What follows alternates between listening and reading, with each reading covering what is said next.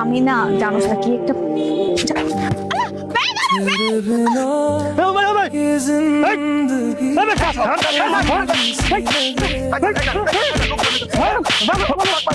हर खुशी के रंग পাগল দে फीके लगे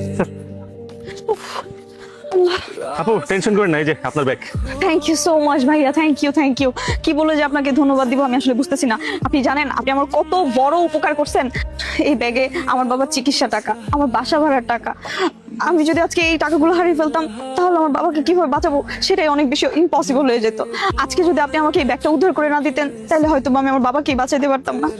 আপনি যে কত বড় উপকার করছেন আমি আসলে আপনার কাছে সারা জীবনের জন্য ঋণী হয়ে গেলাম। আরে আপনি এগুলো কি বলতেছেন? এখানে ঋণী হওয়ার কি আছে? আর আপনি আমাকে ধন্যবাদ কেন দিচ্ছেন?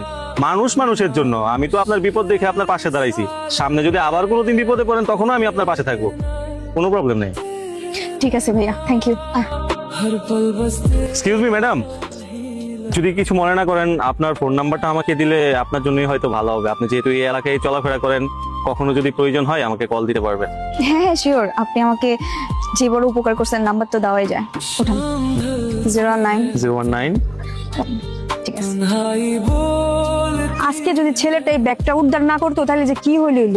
আর ছেলেটার সাহস আছে বলতে হবে, হিরোর মতো এইসব ব্যাগ পেয়ে কিভাবে উদ্ধার করলো, তাই না? হ্যাঁ, আর ছেলেটা দেখতে অনেক সুন্দর, স্মার্ট। এই পাগলা স্যার, কি করলো? এই ফ্রেন্ডের ময়লা করে ফেলাইছি। तू फिर क्यों चली जाती है मेरे दिल